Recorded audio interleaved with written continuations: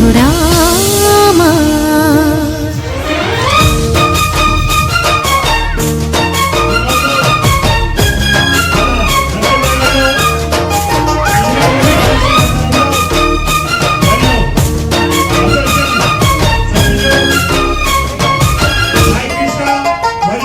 స్వార్థం లోభం మోహం మదం రచిన ఈనాడు మాయా మర్మం తెలియనోళ్ళకి నువ్వే చెదోడు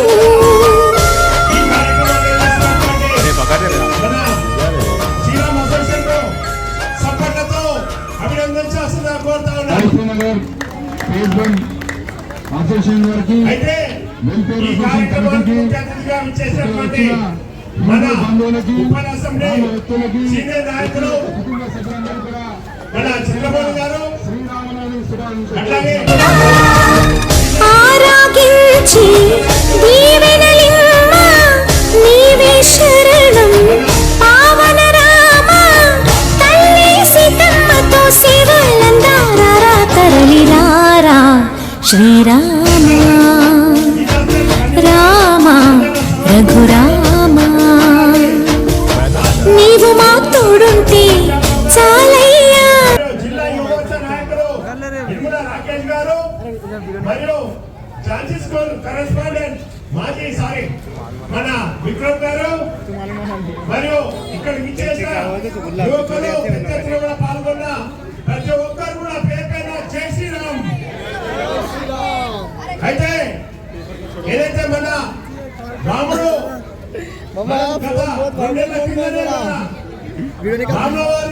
ప్రతిష్ట చేసుకున్నాము. దాంట్లో భాగంగానే మన జాతీయవాదం అంతా కూడా రాముడి వైపు చూస్తా ఉన్నది. దాంట్లో భాగంగానే యువరక్తం అంతా కూడా జై శ్రీరామనుకుంటూ ముందుకు సాగుతా ఉన్నది. అలాగే దాంట్లో భాగంగా ఈ రోజు శ్రీరామనవమి సందర్భంగా మనము వాడవాడలో కూడా ఎక్కడ చూసినా కూడా మన కాషాయ జెండా రెపరెపలాడుతూ ఉన్నది. అదే దాంట్లో భాగంగానే ఈ రోజు కూడా మన నర్సింహరావు కాలనీలో ఇంత మంచి చక్కటి కార్యక్రమం నిర్వహిస్తున్నందుకు మనము అసోసియేషన్ ను ప్రత్యేకంగా అభినందించాలి. దీంతో పాటు ఏదైతే మన రాముడు చూపిన దారి ఏదైతే ఉందో దాని యువకులు కూడా దాన్ని ఖచ్చితంగా అమలు పరిచే విధంగా మనము ప్రతి దాంట్లో కూడా ముందు సాగే విధంగా ఉండాలని చెప్పి ఈ సందర్భంగా తెలియజేస్తా ఉన్నాను. ఏదైతే భారతదేశంలో నరేంద్ర మోదీ గారి సంస్కరణ ఏ విధంగా అయితే ఉందో 500 సంవత్సరాలుగా మనమందరం కూడా ఎంతో ఉత్కంఠంగా ఎదురు చూస్తున్న గడియలు అయిపోయినాయి.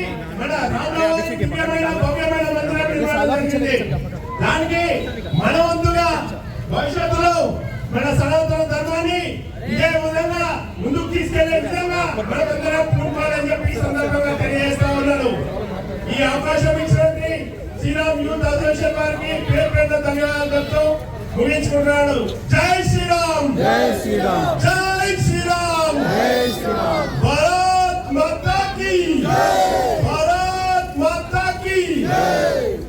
ఇప్పుడు మన కార్యక్రమానికి ముఖ్య అతిథిగా ఇచ్చేసినటువంటి మన పంజాల ఈ దశ కన్వీనర్ పంజాల శ్రవణ్ గారు గారిని మాట్లాడాల్సిందిగా కోరుతా ఉన్నాను. అందరికీ జై శ్రీరామ్. ఈ రోజు మమ్మల్ని ఆహ్వానించినందుకు చాలా ధన్యవాదాలు తెలియజేస్తూ మరి శ్రీరామ్ అసోసియేషన్ టీము వారి బృందానికి సాయి గారు మమ్మల్ని ఆహ్వానించిన వారికి కూడా పేరు పైన నమస్కారం తెలియజేస్తాము. మరి ఎన్నో రోజులుగా అయోధ్యలో ఎప్పుడు గుడి కడతారు అని మనకంటే పెద్దలు మన తాతలు ముత్తాతలు కూడా ఎదురు చూసారు. కానీ అదృష్టం ఏంటంటే ఈ రోజు ఈ సమయంలో మన హయాంలో ఆ రాముడి గుడి భారతదేశంలో నిర్మాణం చేసుకున్న అయోధ్యలో అంటే మన అందరం అదృష్టంగా భావిస్తున్నాం.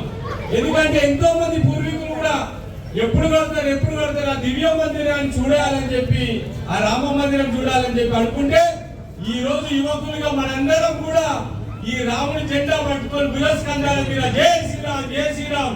ఆ పాప గాని చిన్న పిల్లలు గాని జై శ్రీరామ్ అంటున్నారంటే దాని వెనుక ఎంత మంది కృషి త్యాగాలు ఉన్నాయో కూడా మనం అర్థం చేసుకోవాలి. మరి ఈ అవకాశం ఇచ్చినందుకు పేరు పేరున ధన్యవాదాలు తెలియజేస్తున్నాం. ఈ కార్యక్రమాన్ని ఉద్దేశించి మన సీనియర్ నాయకులు మన చంద్రబాబు గారి సార్ మాట్లాడాల్సిందిగా కోరుతా ఉన్నాం. జై సీతారాం, జై సీతారాం, జై సీతారాం, జై సీతారాం. 500 ఏళ్ల క్రితం రామల్లా విగ్రహాన్ని టెంట్ ద్వారా అక్కడ దగ్గర పూజించుకున్నాము. ఈరోజు ఆ కళ సాకారమైంది. రాముని విగ్రహం ప్రతిష్ఠించిన తర్వాత తొలి పుట్టిన రోజు ఈరోజు జరుపుకుంటున్నాము. ఈ రోజు మన హిందువులందరి కళ సాకారమైనది. ఇక్కడికి నన్ను ఆహ్వానించిన సాయి గారు, రాకెట్ గారు అందరికీ కూడా హిందువులందరికీ కూడా నా హృదయపూర్వక ధన్యవాదాలు చెప్తున్నాను. ఇక్కడికి వచ్చిన మీరందరూ కూడా జై శ్రీరామ్ అనే దాన్ని వాకన్నా మీరు మెల్లగా చేస్తున్నారు, చాలా బాగా చేశారు. కానీ ఇదే పట్టుదలతో రాబోయే కాలంలో अरे ये क्या करते टॉकिंग యువత ఉండాలని